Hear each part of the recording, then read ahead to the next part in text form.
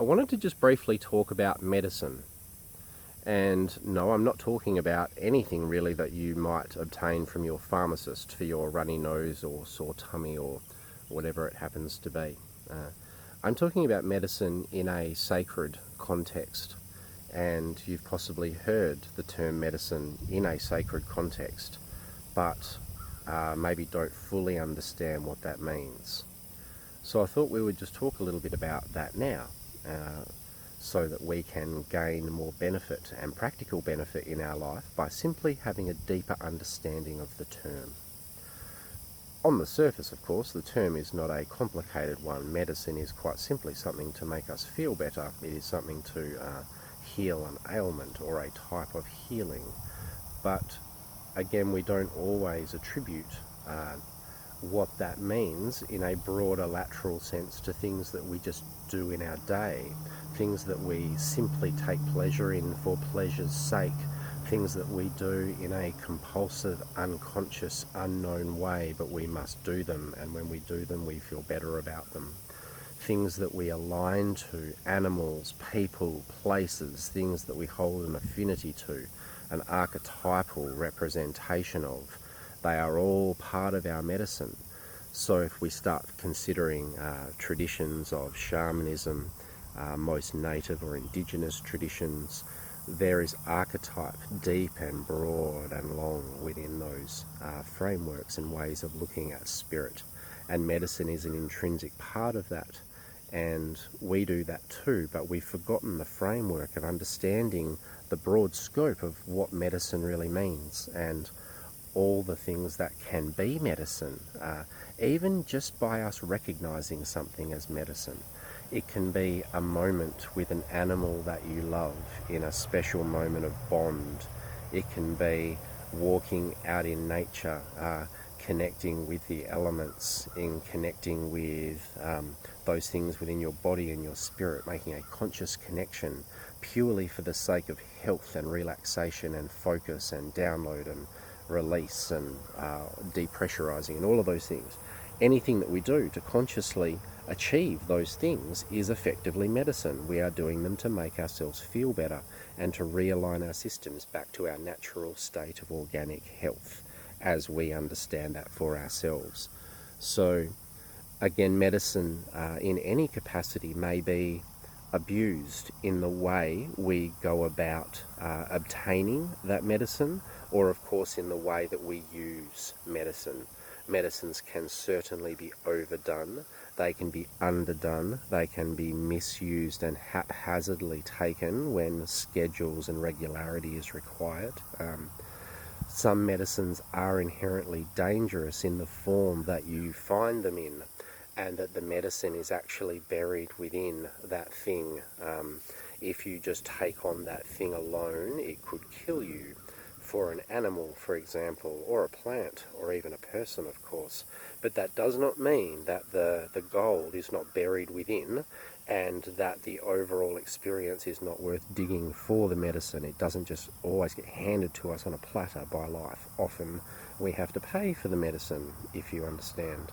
And so that's okay, and we do that. But the exchange in receiving a resource or something to equip us to better heal or better heal ourselves or feel better about ourselves, that's a pretty broad kind of idea, you know. And so we're not talking about doing anything unusual or things that we don't already equate to feeling good or equate to health generation or whatever. But understanding the term medicine starts tying in a whole lot of things in our life under a common lens or by a common framework. And so you begin to see things, not just that feed your body or feed your spirit or feed your heart or mind or whatever. You begin to see medicine as as a system-wide approach to self-alignment, fulfillment and expression. Everything is seen via a medicine lens. It's not just in its subcategories.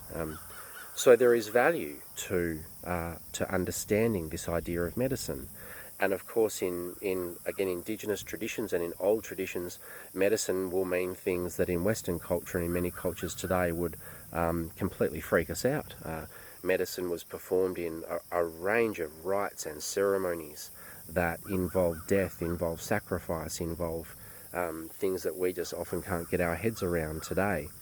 But again, seeing things via the medicine lens and looking at things ritualistically or ceremoniously to achieve an end of healing and health and well-being, often there is sacrifice involved. Often that is a component of that. We just don't always understand that in Western culture, but it's been known in traditional cultures for forever. And so the health and the transformational benefits come from that.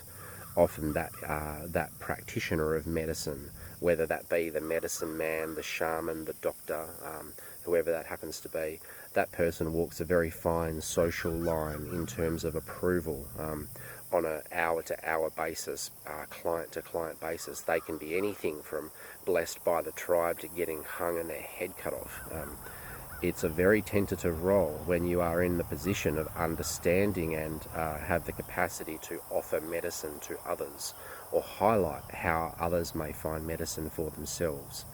There is power in that role, and there is evidence of that power in the way people who assume that role live their lives and the way they engage in other people. So, but apart from the what you might consider the risk or that which must be considered and be held responsible for, the benefits that come with that and the benefits that may be blessed and bestowed upon other people over the course of your life far outweigh any of those additional considerations on the specialness and the value of what it is that you hold and do and can offer to others. Your understanding of medicine and what that means as a lens over your life will in itself assist other people, because you will understand their behavior a little better. You will understand their urges, compulsions, weirdness, fetishes, strange things, outright passions, whatever it happens to be. You will understand what they are doing in terms of medicine and self-medicating. Self-medicating is a concept and a topic unto itself, even in the terms and in the concept of medicine as we are talking about. Consider these things and consider this term medicine.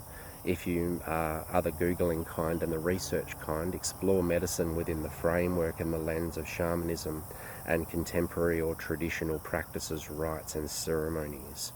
Medicine, you will see, is more than just plants from the ground and food. It is more than just sunlight, water and exercise. It is considerably more than those things, but is inclusive of those things, as seeing all of those things as the same thing. Not just things for the body or the heart or the mind or the spirit, but that we are one organism, and the one organism requires balance, health and fulfillment and sustenance, and that comes from all sources via osmosis, via existence and our conscious awareness of those things. So being aware of things via this lens may be very helpful for you, and there is a lot of information to assist you if you're interested. So, medicine. Blessings.